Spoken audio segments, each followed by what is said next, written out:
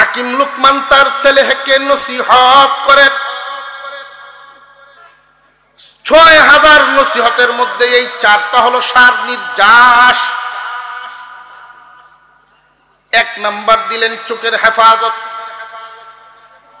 এখন বলতেছেন জিহ্বার হেফাজত করবা, জিহ্বার হেফাজত। এই জিহ্বার হেফাজতের ব্যাপারে আপনার আমার পয়গম্বর ওই কথাই বলেন, যার জবান এবং লজ্জাস্থানের জিম্মাদারি নিবে দিয়ে আমার মায়ের উম্মত, কেউ যদি জবান এবং লজ্জাস্থানের, মুখের এবং লজ্জাস্থানের জিম্মাদারি নিবার পারো, আমি তোমার জিম্মাদারি নিব। তুমি যদি এই 2 অঙ্গকে গুনার কাছ থেকে বাঁচাইতে পারো, আমি তোমাকে জান্নাতে নেওয়ার জিম্মাদারি গ্রহণ করলাম। হাকিম লুকমান বলে, রে আমার কলিজার টুকরা সন্তান, মানুষের মজলিসে গেলে জিহ্বার হেফাজত করবা কেমনে জানোনি? 10-12 জন 5-7 জন এক জায়গায় বসা আছে, ওইখানে গিয়েই তুমি বক্তব্য শুরু করবা না। আগে গিয়ে ওখানে বসো, কোন ধরনের আলোচনা হচ্ছে আগে শুনো। যদি দেখো কারোর ব্যাপারে সমালোচনা হচ্ছে, সুজা আস্তাগফিরুল্লাহ পরে মনে মনে আস্তাগফিরুল্লাহ পরে এখান থেকে উঠে চলে আসো। ওইখানে যদি কারোর ব্যাপারে গীবত হয়, বসবে না, সেখান থেকে চলে আসো। আর যদি ইলমি আলোচনা হয়, তাহলে মনোযোগ লাগায়া কথাগুলি শুনো। যদি প্রয়োজন দেখা দেয় কথা বলার, এমন কথা বলবা যেই কথায় কোনো দূষণীয় থাকবে না, জিহ্বার বড় হেফাজত করবা। 3 নাম্বার, ইহফাজ মি'দাতাকা আলা মাইদাতিন। 4 নাম্বার, পেটের হেফাজত করবা দস্তরখানের সামনে। পেটের হেফাজত দস্তরখানের সামনে। সুরত হলো সামনে খানা আসলেই খাওয়া শুরু করো না, তাহকিক করা। কোত্থেকে আসলো, হালাল না হারাম, চিন্তা ভাবনা করে খাওয়া শুরু করলা। যখন খাইলা, এমন ভাবে খাওয়ান না গলা পর্যন্ত বরণ। বাবা হিসাবে সন্তানকে নসিহত করা 3 নাম্বার গেল। 4 নাম্বার, ইহফাজ কলবাকা ফিস সালাহ, নামাজে দিলের হেফাজত করো। وَإِذْ قَالَ لُقْمَانُ لِابْنِهِ وَهُوَ يَعِظُهُ يَا بُنَيَّ لَا تُشْرِكْ بِاللَّهِ إِنَّ الشِّرْكَ لَظُلْمٌ عَظِيمٌ। আল্লাহ বলেন, স্মরণ করো তোমরা ওই দিনের কথা, যখন হাকিম লুকমান তার ছেলেকে উদ্দেশ্য করে নসিহত করছিলেন। হাকিম লুকমানের এই কথাটা আল্লাহর কাছে এতটাই ভালো লাগছিল, ছেলেকে নসিহত করাটা। মহান মাওলাই করিম কুরআনুল করিমের আয়াত বানায়া নাজিল করে দিয়েছেন, কিয়ামত পর্যন্ত যেন আমরা শিক্ষা নিতে পারি। একজন পিতা হিসেবে সন্তান জন্ম দেওয়াই দায়িত্ব শেষ না।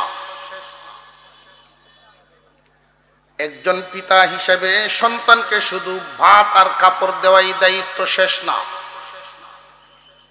একজন পিতা হিসেবে সন্তানকে শুধু প্রতিষ্ঠানে ভর্তি করাই দায়িত্ব শেষ না। প্রত্যেক গার্জিয়ানের জন্য সন্তানকে পারিবারিকভাবে তারে শিক্ষা দেওয়ার দায়িত্ব আছে।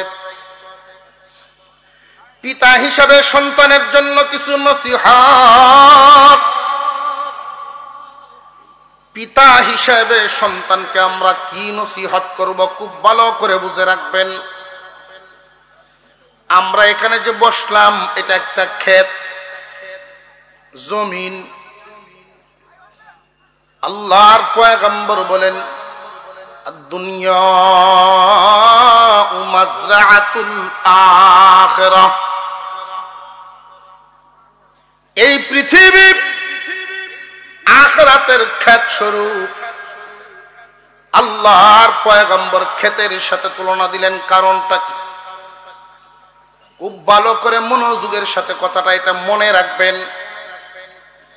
এই জমিনে যদি ফসল ফলাইতে হয় মেহনতের দরকার আছে না নাই?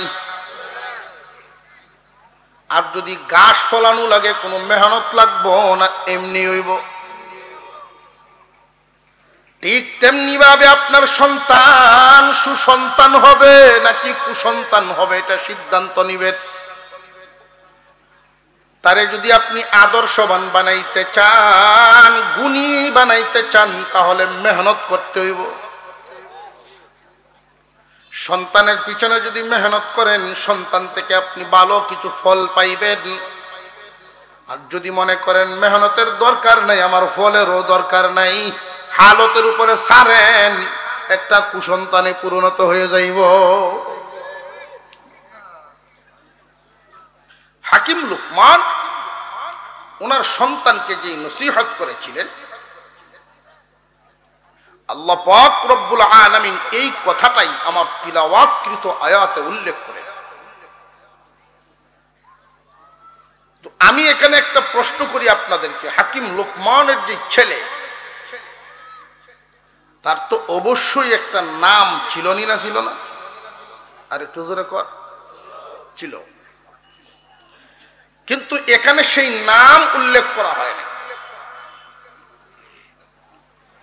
এখানে আমাদেরকে একটা সবক দেওয়া হলো, উনি ইয়া বুনাইয়া বলে ডাক দিছিলেন।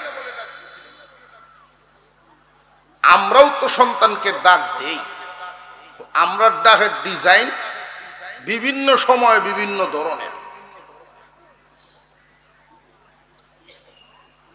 বর্তমান সময়ে পিতার ব্যবহারে, মাতা পিতার আচরণের কারণে তাদের অজান্তেই অনেক সন্তান খিটখিটে মেজাজ এবং বেয়াদবে পরিণত হয়। সন্তানকে শুধু ভাত কাপড় দেওয়াই দায়িত্ব না আচরণও দিতে হবে? আচরণ শিক্ষা দিতে হবে। সন্তান যদি ভালো রেজাল্ট করে তখন খুশি হইয়া নাম ছাড়া কিছু আদরের শব্দ আছে, বাবা, সোনা, চাঁদ, লক্ষ্মী, এই জাতের কিছু শব্দ আছে না, এগুলো দিয়ে ডাকা। সন্তানকে যদি নসিহত করতে চান আদরের সুরে ডাক দিবেন, উপদেশ দিতে চান আদরের সুরে ডাক দিবেন। একজন পিতার কাছে সন্তানের যেই পাওনাগুলো আছে, একজন পিতার কাছে সন্তানের যেই পাওনাগুলো আছে, একই মঞ্চে শব্দ আর বলা সম্ভব না, মোটামুটি দু চারটা আপনাদেরকে বলে দেই, শোনেন। সন্তানকে সুন্দর একটা নাম উপহার দিবেন এবং সারা জীবন ভর এই নামটা সুন্দর করে ডাকবেন। সুন্দর একটা নাম উপহার দেওয়া যেমন জরুরি, সারা জিন্দিগি ভর এই নামটা সুন্দর করে ডাকাও জরুরি। অনেক পিতামাতা সন্তানের নাম সুন্দর করে ডাকে না, বিকৃত করে ডাকে।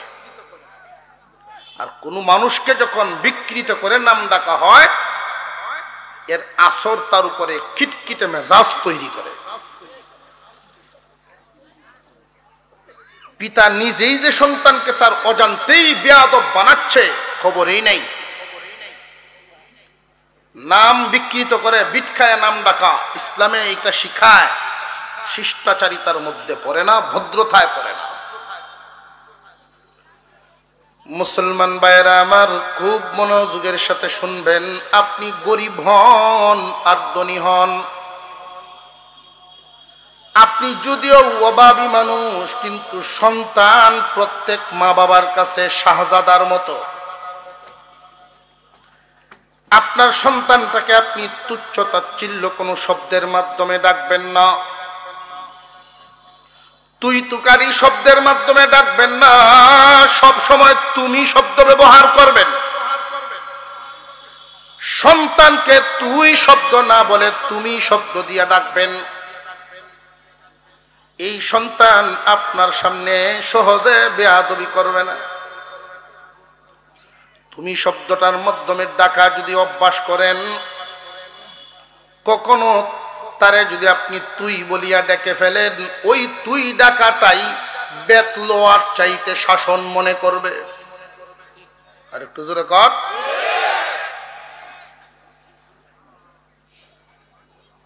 সন্তানকে সুন্দর একটা নাম দেওয়া জরুরি।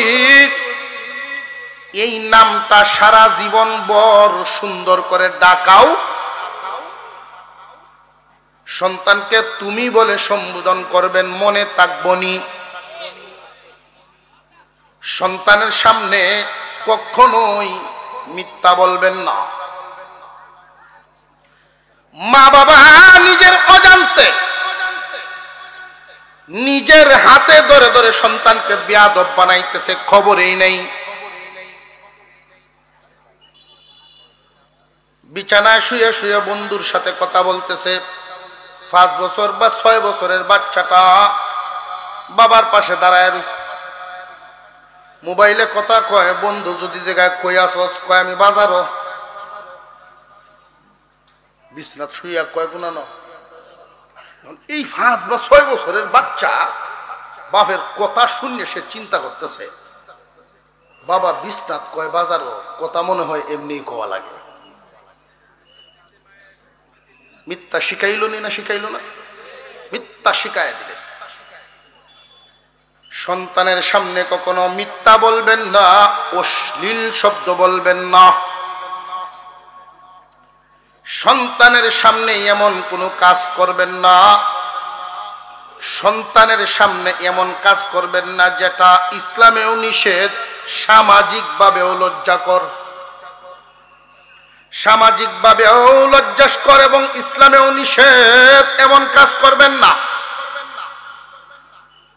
পারিবারিক শিক্ষা একটা গুরুত্বপূর্ণ বিষয়। মাদ্রাসায় পড়াশোনা করাইবেন, স্কুলে পড়াশোনা করাইবেন, ওইখানে খাতা কলমে শিখবে যেই পরিমাণ, এর চেয়ে দ্বিগুণ শিখবে আপনার ঘরে।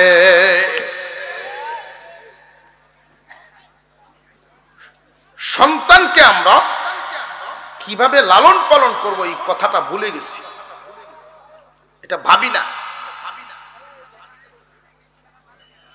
হাকিম লুকমান তার সন্তানকে নসিহত করতেছিলেন। ঐতিহাসিকগণ বলেন, হাকিম লুকমান উনার সন্তানকে উনার সারা জীবনে 6000-এরও বেশি নসিহত করেছিলেন। সন্তানকে 6000-এরও বেশি নসিহত করেছিলেন। সবগুলো তো আর একসাথে জমা করা সম্ভব না। এই 6000 নসিহতের সার নির্যাস মুহাক্কিক উলামায়ে কেরাম এই 6000 নসিহতের সার নির্যাস 4 কথার মধ্যে আনছেন। একজন পিতা তার সন্তানকে যেন নসিহত গুলো জীবনে করতে পারে, পিতা হিসাবে এই 4টা কথা মনে রাখবেন এবং সন্তানকে এই নসিহত গুলো করবেন। হাকিম লুকমান যেই 6000 নসিহত করেছিলেন, এর সার নির্যাস 4টা নসিহত। ইহফাজ আরবাআন ফি আরবাঈন, রে বাবা 4 বস্তুকে 4 জায়গায় হেফাজত করবা। সন্তানকে যদি বাবায় নসিহত করে, আদরের সুরে ডাক দিবেন, খুব রাগান্বিত সুরে না। নসিহত করার সময় আদরের সুরে ডাকবেন। ইহফাজ আরবাআন ফি আরবাঈন, 4 জায়গায় 4 বস্তুর হেফাজত করবা রে বাবা। 1 নাম্বার ইহফাজ আইনাইকা ফি বুয়ুতিন নাস, চোখের হেফাজত করবা বাবা বুয়ুতিন নাস, মানুষের বাড়িতে। বহু আগের কথা, কিন্তু এটা এই জামানার না। হাকিম লুকমান মানুষের বাড়ির কথা বললেন কেন? রাস্তায় মহিলা, বাজারে মহিলা আছে না নাই? আরো জোরে কর। বরং বর্তমান সময়ে দেখা যায় বাড়িতে যেই পরিমাণ নারী, রাস্তায় এর চেয়ে বেশি।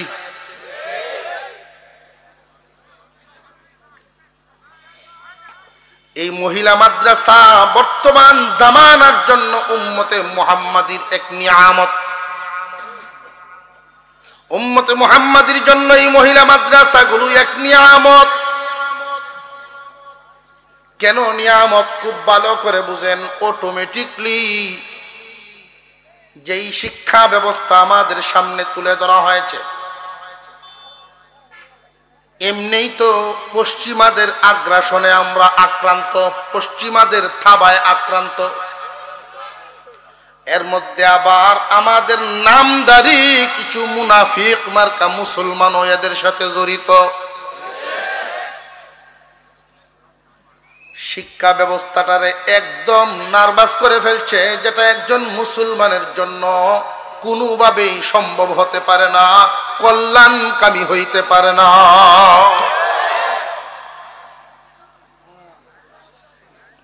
হাকিম লুকমান যে বলছিলেন বাবা চোখের হেফাজত করবা মানুষের বাড়িতে, তৎকালীন জামানায় কোন নারীদেরকে রাস্তায় বাজারে পাওয়া যাইত না, মহিলারা বাড়িতেই থাকতেন। রে আমার সন্তান, কলেজের টুকরা, তুমি যদি কারোর বাড়িতে যাও, এই অবস্থায় চোখের বড় হেফাজত করবা। কেন জানোনি? তুমি যদি কারোর দিকে চোখ তুলে তাকাও, তোমার গুনাহও হবে, ওদের কাছে তোমার ওজনও কমবে। গুনাহ তো হবেই দুনিয়াদারির ক্ষেত্রে। যেই ছেলেটা বারবার নারীদের দিকে তাকাবে, মহিলারা মানসিকভাবে তারে পাতলা মানবে। আরো জোরে কর। সম্মান দিয়া দেখবে না, সম্মানের চোখে দেখবে না, ওজনী ভাবে দেখবে না। হাকিম লুকমান বলেন বাবা আমার, মানুষের বাড়িতে চোখের হেফাজত করবা। কিন্তু এই জামানার জন্য শুধু মানুষের বাড়িতে নয়, সন্তানকে নসিহত করার সময় বলবেন, রে বাবা রাস্তায় বাজারে সর্বহালতে ভিন্ন নারীদের থেকে চোখের হেফাজত করবা। চোখ এমন একটা মারাত্মক, খুব ভালো করে বুঝেন, গুনাহ শুরুই হয় চোখের দৃষ্টির মাধ্যমে। আগে দেখে, এরপরে ভাবে, তারপরে শুরু করে। চোখের গুনাহটা খুব মারাত্মক। আল্লাহ কুরআনে নিষেধ করে দিয়েছেন যে মুসলমান চোখের হেফাজত করো।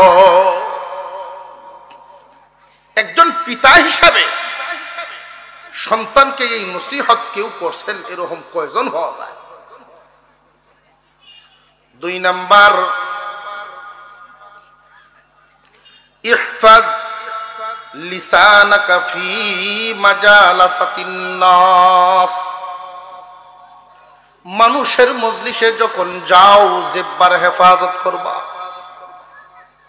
হাকিম লুকমান তার ছেলেকে নসিহত করেন।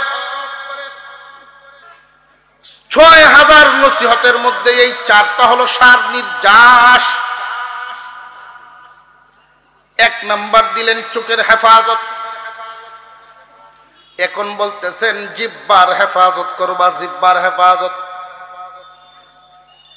এই জিহ্বার হেফাজতের ব্যাপারে আপনার আমার পয়গম্বর ওই কথাই বলেন, যার জবান এবং লজ্জাস্থানের জিম্মাদারি নিবে, আমার মায়ের উম্মত, কেউ যদি জবান এবং লজ্জাস্থানের মুখের এবং লজ্জাস্থানের জিম্মাদারি নিবার পারো, আমি তোমার জিম্মাদারি নিব। তুমি যদি এই দুই অঙ্গকে গুনার কাছ থেকে বাঁচাইতে পারো, আমি তোমাকে জান্নাতে নেওয়ার জিম্মাদারি গ্রহণ করলাম। হাকিম লুকমান বলে, রে আমার কলিজার টুকরা সন্তান, মানুষের মজলিসে গেলে জিহ্বার হেফাজত করবা কেমনে জানোনি? 10-12 জন 5-7 জন এক জায়গায় বসা আছে, ওইখানে গিয়েই তুমি বক্তব্য শুরু করবা না। আগে গিয়ে ওখানে বসো, কোন ধরনের আলোচনা হচ্ছে আগে শুনো। যদি দেখো কারোর ব্যাপারে সমালোচনা হচ্ছে, সুজা আস্তাগফিরুল্লাহ পরে মনে মনে আস্তাগফিরুল্লাহ পরে এখান থেকে উঠে চলে আসো। ওইখানে যদি কারোর ব্যাপারে গীবত হয়, বসবে না, সেখান থেকে চলে আসো। আর যদি ইলমি আলোচনা হয়, তাহলে মনোযোগ লাগায়া কথাগুলি শুনো। যদি প্রয়োজন দেখা দেয় কথা বলার, এমন কথা বলবা যেই কথায় কোনো দূষণীয় থাকবে না, জিহ্বার বড় হেফাজত করবা। 3 নাম্বার, ইহফাজ মিরদাতাকা আলা মাইদাতিন।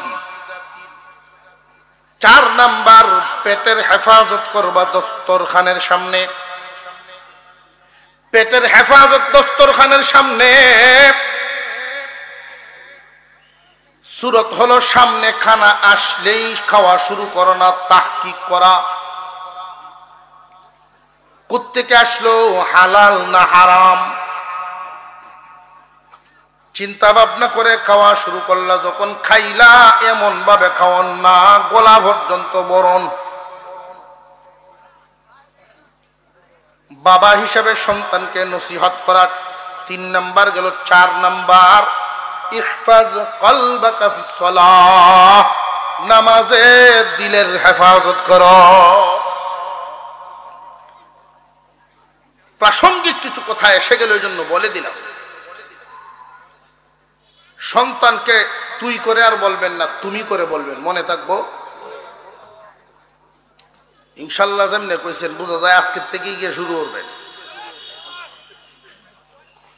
যারা ডাকতে অভ্যাস করিয়ে তুই করিয়া, কালকে সকালে উঠে যদি তুমি হয়ে ডাক দেন, এই ভূত আপনার দিকে ছায়া চিন্তা করবো যে আব্বা মানে আমার চিন্তা আছে না, মনে হলো চিন্তা আছে না। ছোট বাচ্চা যারা আছে এদেরকে অভ্যাস করেন, আর তারাটা আস্তে আস্তে পরিবর্তন হইব, মনে থাকবো। এই মহিলা মাদ্রাসাগুলোর দরকার আছে না নাই? আমি বলছিলাম উম্মতে মুহাম্মাদের জন্য নিয়ামত। আল্লাহ রসুলের একখানা হাদিস শোনায় ফেলি। আল্লাহর রসুল কি বলছেন এই ব্যাপারে? قال النبي صلى الله عليه وسلم ما تركت بعدي فتنة أضر من النساء। আমার পরে আমার উম্মতের জন্য নারী ফিতনার চাইতে বড় কোন ফিতনা রেখে আসি নাই।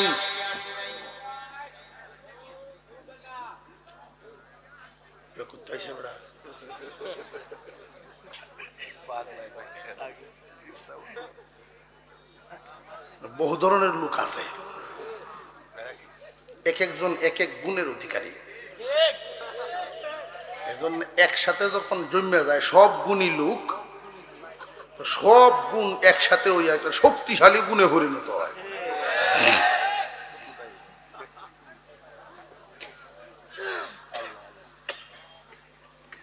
আল্লাহর রাসূল বলেন আমার উম্মতের পুরুষদের জন্য নারী ফিতনার চাইতে বড় কোনো ফিতনা নাই।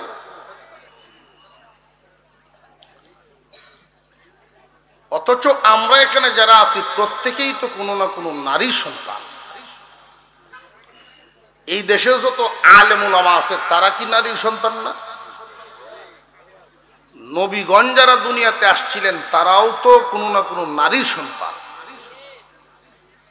আল্লাহর রসুল যে বললেন আমার উম্মতের জন্য নারীরা ফিতনা, কোন ধরনের নারীরা ফিতনা এটাও তো বুঝতে যাওয়া যায়। মুহাদ্দিসিনে কেরাম বলেন 3 প্রকারের নারী উম্মতের জন্য ফিতনা, সব নারী না। 1 নাম্বার বেপরদা নারী। এই বেপরদা নারী উম্মতের জন্য রহমত না গজব? একজন বেপরদা নারী যদি সুসজ্জিত হইয়া রাস্তায় বের হয়, হাজার হাজার উম্মত গুনাহগার হইয়া যায়। বেপরদা নারী উম্মতের জন্য রহমত না গজব? ভাইয়ার আমরা বসেন, উঠা বসা করলে তোর সুবিধা। বেপরদা নারীরা, বেপরদা নারীদের অবস্থাটা খুব ভালো করে বুঝবেন। আপনার কোনো অসুবিধা হইতেছে? এই কথাগুলো কি প্রয়োজনীয় না?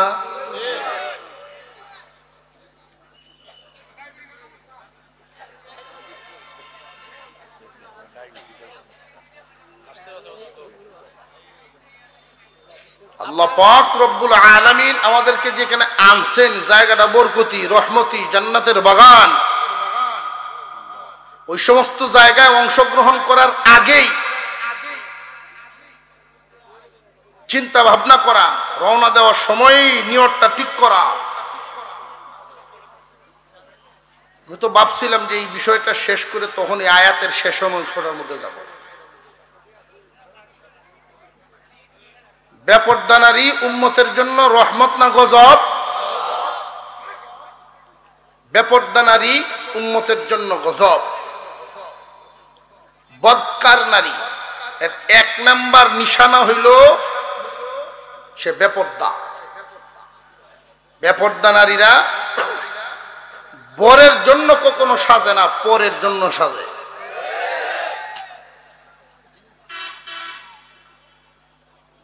ফিতনাবাজ নারীর 2 নাম্বার লক্ষণ হইল জগরাটে হয়, কাজ্যে হুন্নি। জগরাটে কথার লাগাল ভাইলে বাচ্চাই তো না, জগরাটে হয়। ছোট বাচ্চাদেরকে নিয়ে ঝগড়া লাগবো পাশের ঘরের মানুষের সাথে। সারা দিন FM রেডিও সুইচ দিয়ে দিলে যেমন খালি বাস দিই থাকে, এইটাও সারাদিন বাস দিয়েই থাকবো, বাস দিয়েই থাকবো। কামও করে, কাজ্যাও করে। এমন বিটেন হুন চুন দেখছো, কামও করে, জগরাটে নারী ফিতনাবাজ। 3 নাম্বার, যে সমস্ত নারীরা অতি লোভী হয়, অল্পে সন্তুষ্ট না। তারে যদি আপনি 1000 দিয়ে একটা শাড়ি দেন, তবু সে সন্তুষ্ট না, 2000-এর প্রস্তাব জানাইব। স্বামীর ইনকামকে এদিকে না তাকায় শুধু চাহিদাই পেশ করবে। কিতা দিছ আমারে, বড় অফার 16টা শাড়ি, আমারে যে বিয়ার সময়টা দিছিল এইটাই, আর মুরাদ নাই। এই জাতের শব্দ দিয়ে বেটার মন করিয়ে আলবো খুন। আল্লাহর রসুল বলেন এই ফিতনাবাজ নারী আমার উম্মতের জন্য গজব, আর একটা নেককার নারী উম্মতের জন্য রহমত। এই মহিলা মাদ্রাসাগুলোতে নেককার মহিলা তৈরি হয়। বর্তমান সময়ের জন্য উম্মতে মুহাম্মাদী এই মহিলা মাদ্রাসাগুলো তাদের জন্য এক নিয়ামত। পৃথিবীর ইতিহাসে কোন নেককার লোক, ওলিয়া উলিয়া, গৌস কুতুব বদকার মহিলার পেটে জন্ম নেয় নাই। কাফেরের ঘরে নবীর ইতিহাস পাওয়া যায়, কাফেরের ঘরে নবী হইছেন, কিন্তু কোন কাফের নির ঘরে নবী হইছে এটা শুনছি না। বুঝলেন? আমাদের মা বোনদেরকে পর্দায় রাখা, নিয়মের ভিতরে রাখা কতটুক জরুরি। বাপ দুষ্ট হয়ে গেছে, এর আসর সন্তানের উপরে যতটুকুন পড়ে এর চেয়ে 1000 গুণ বেশি আসর করে যদি মা দুষ্ট হয়। এই জন্য এই মহিলা মাদ্রাসাগুলো আমাদের জন্য রহমত। আর আমরা যারা এখানে মেয়ের বাবা আছি, যাদেরকে আল্লাহ মেয়ে নামক নিয়ামত দান করেছে, মেয়েদেরকে বাবা অনেক সময় ঠকায়া দেয়, অথচ এই মেয়েটা বাপের কলিজার টুকরা। ছেলেদের প্রতি যতটুকু টান এর চেয়ে মেয়েদের প্রতি বেশি থাকে। আর মেয়েরারও মারে যতটুকু মহব্বত করে বাপের এর চেয়ে বেশি মহব্বত করে।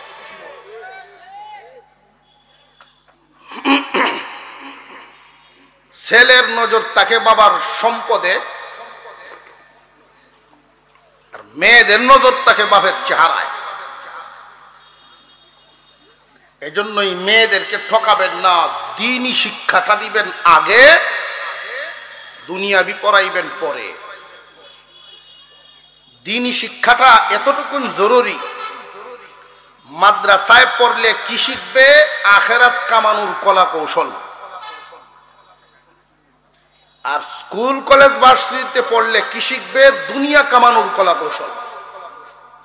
আমি সহজ কথায় যে বোঝানোর চেষ্টা করতেছি, মাদ্রাসায় পড়লে শিখা হয় আখেরাত কামানোর কলা কৌশল,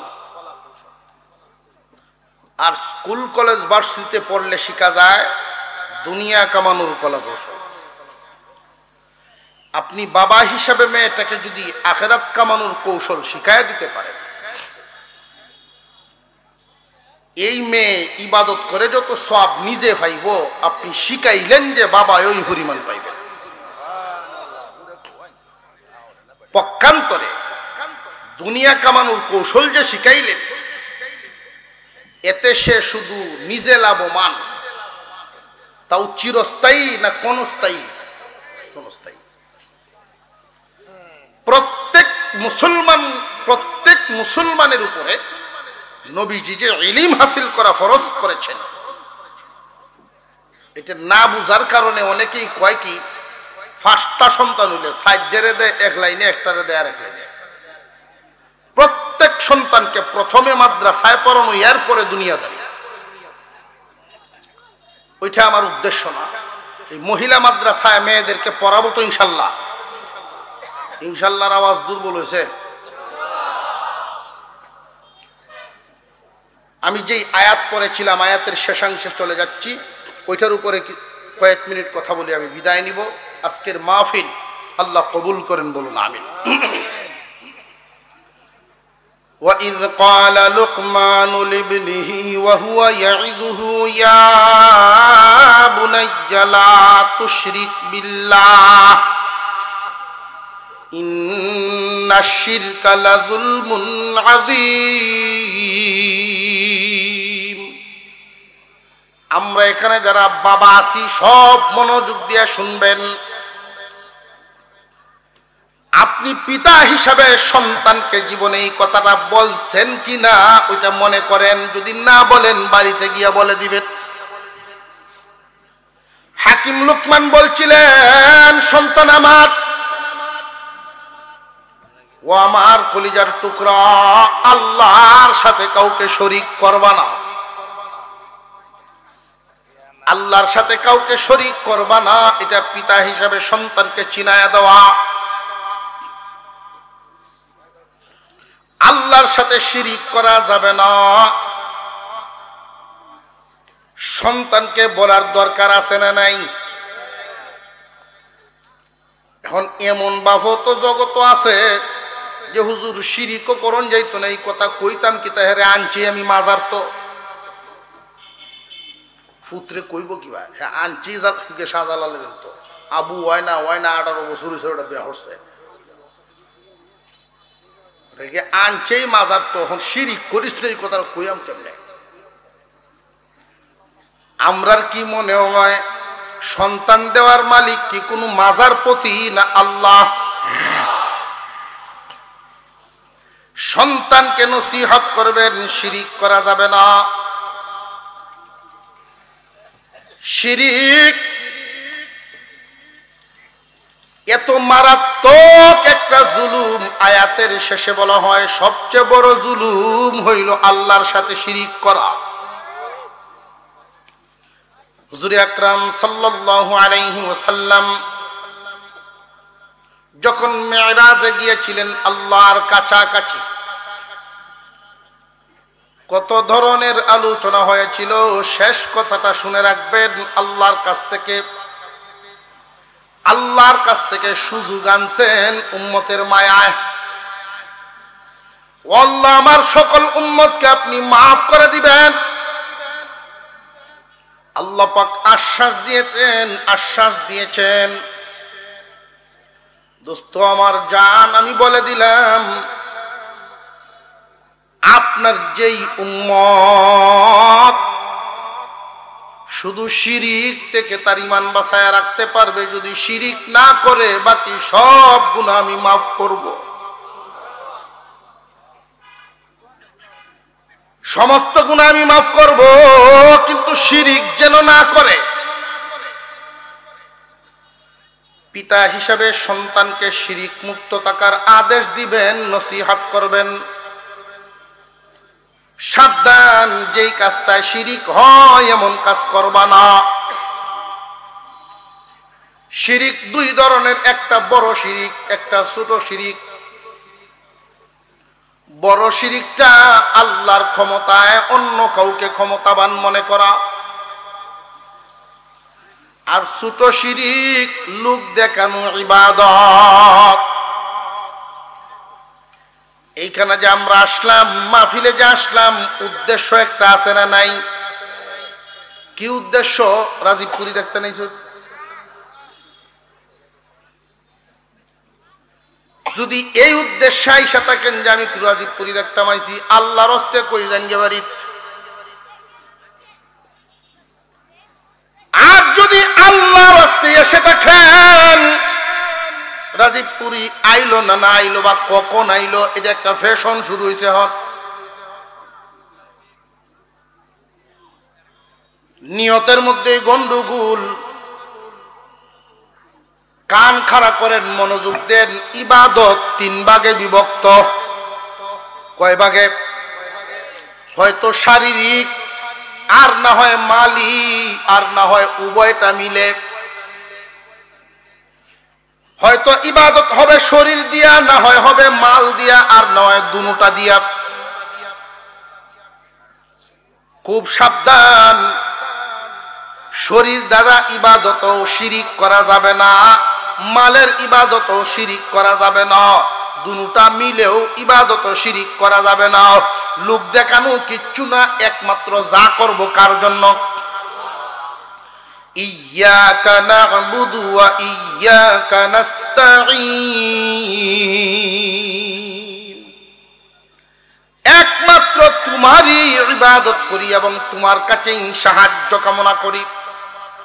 ইবাদত একমাত্র কার জন্য? জবান খুলে আওয়াজ দিয়ে এখন কার জন্য? যেই মানুষটা আল্লাহর সন্তুষ্টির জন্য মাহফিলে আসছেন, আল্লাহর সন্তুষ্টির জন্য, ঘর থেকে কদম বাড়ানোর সময়েই আল্লাহ রব্বুল আলামিন একজন ফেরেশতা ঘরের দরজায় পাঠাইছেন। আপনি যখন রওনা দিলেন ঘর থেকে, মাহফিলে আসবেন, উদ্দেশ্য কি? যে আলেমদের নসিহত কোরআন হাদিস থেকে শুনবো। আমলের নিয়তে যখন রওনা দিলেন, একজন ফেরেশতা আপনার ঘরের দরজায় গেছে। পাঠাইছেন কে? আরো জোরে আওয়াজ, আরো জোরে কোন। আমি জানি না কার কার ঘরের সামনে আল্লাহ ফেরেশতা পাঠাইছেন, যারা নিয়ত সহি ফেরেশতাও পাইছেন। ফেরেশতার দায়িত্ব হলো আমার বান্দা যতটা কদম লাগায়া মাহফিল পর্যন্ত যাবে, এই কদমগুলো গণনা করবে। প্রত্যেকটা কদমের বিনিময়ে 10টা করে নেকি দাও, 10টা গুনাহ মুছে দাও। যতক্ষণ পর্যন্ত আলেম উলামাদের এই মজলিসে বসে থাকবে, আলেম উলামাদের মজলিসে যতক্ষণ বসা থাকবে ততক্ষণ বৃষ্টির মতো রহমত নাজিল হইবে।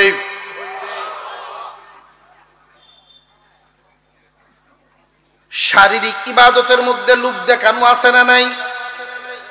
শরীর দ্বারা যত ইবাদত, নামাজ, রোজা, জিকির, তেলাওয়াত, ওইগুলোর মধ্যে লোক দেখানো পাওয়া যায়।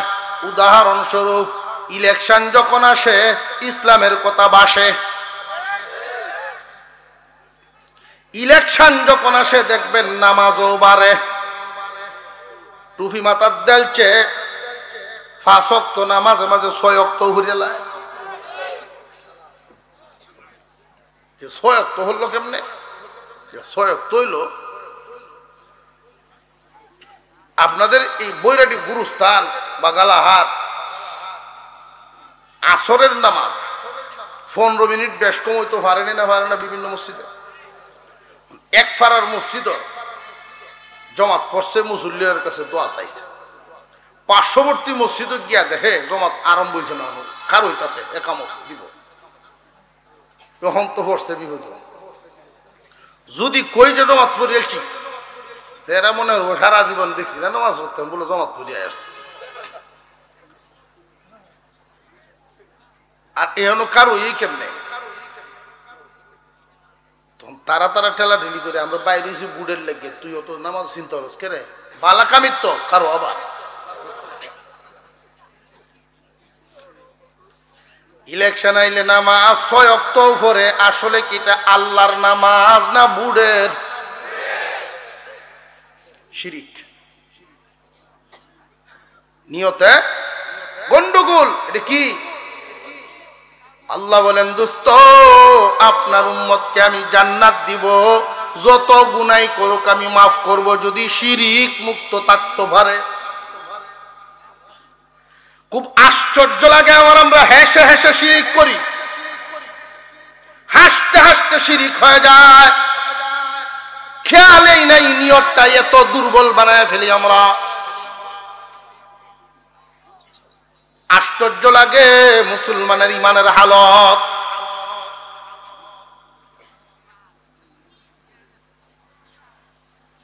দুই নাম্বার,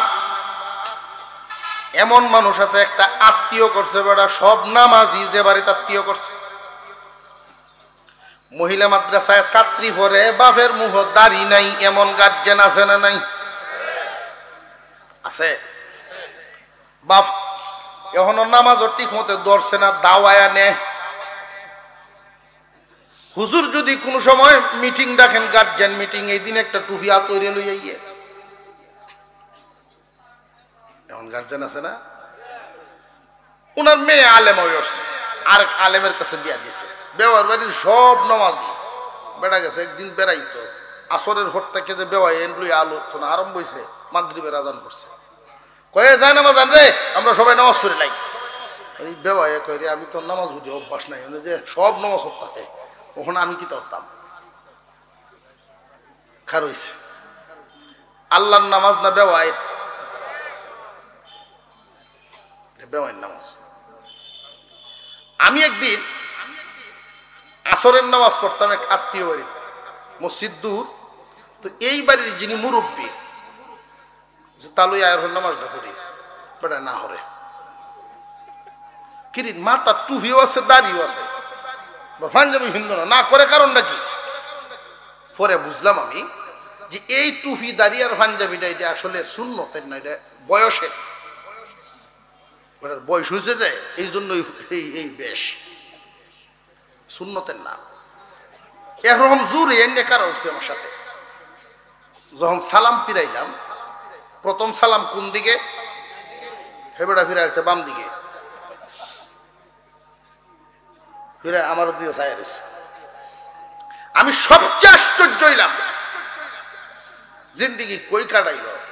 আমি যখন সালাম ফিরাইছি, আসসালামু আলাইকুম রহমতুল্লাহ, বেটা ওয়ালাইকুম সালাম, কই কাটাইল জীবন? আল্লাহর জন্য নামাজ না, অথচ নামাজটা পড়ুন একমাত্র কার জন্য? মাল দ্বারা ইবাদত, যেই যেই ইবাদতে শুধু মাল লাগে, বডি লাগে না। কুরবানি, দান খয়রাত, যাকাত। বর্তমান সময়ে ফ্যাশন বাইরেছে জাকাতের কাপড় বাড়ন, আনে কম দামা সুতা দিয়ে অর্ডার দেয়া জাকাতের কাপড় অর্ডার দিয়ে বানায় আনে।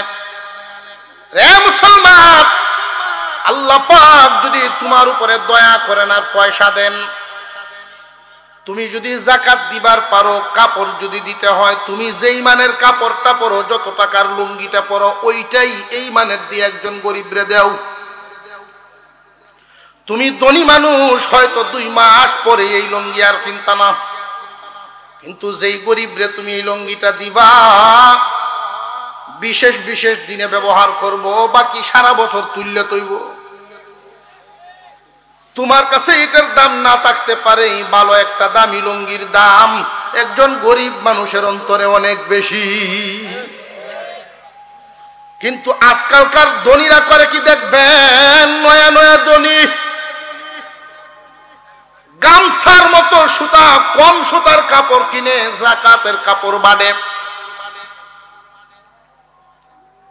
এই মানুষগুলোর ব্যাপারে আমি ভাবছি, চিন্তা করে একটা হিসাব মিলাইছি। আল্লাহর দয়া হইছে কোন আমলে, তার কোন আমলে আল্লাহর দয়া লাগছে, এই কারণে তারে আল্লাহ মাল দিছে। সে মালে ধনী হইছে, কিন্তু তার মনে এখনো গরিবই রয়ে গেছে।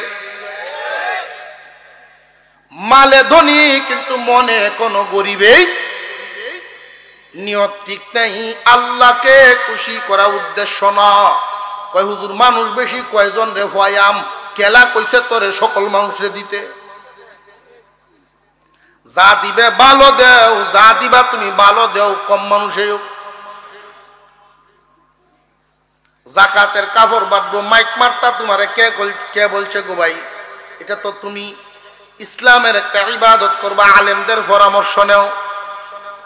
যাকাত হলো মালের ময়লা, সম্পদের ময়লা।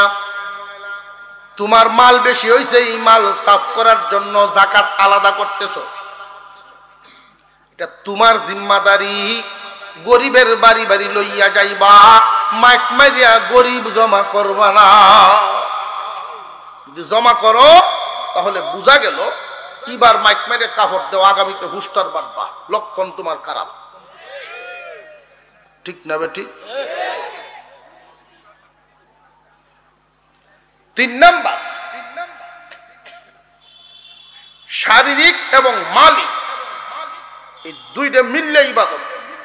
হজ, হজ করলে উভয়টা লাগে, মালও লাগে। এইটাতেও লোক দেখানো আছে, শিরিক আছে। কইয়ালতাম একটু লক্ষণ, অসুবিধা দেন না, এটার লক্ষণ রইল। হাজি সাহেব ডাকলে খুশি হয়, চা খাওয়ায়। হাজি সাহেব না ডাকলে খুশি না।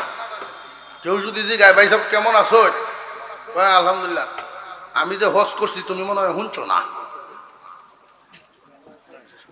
নারে তাকবীর, আলহামদুলিল্লাহ আলহামদুলিল্লাহ আলহামদুলিল্লাহ। আমি আপনাদের কাছে দোয়া চাই, আপনারা আমার জন্য দোয়া করবেন, আমিও আপনাদের জন্য দোয়া করি। আল্লাহ যেন সুস্থতার সাথে, দ্বীনের সাথে লাগায় রাখেন। বলুন আমিন।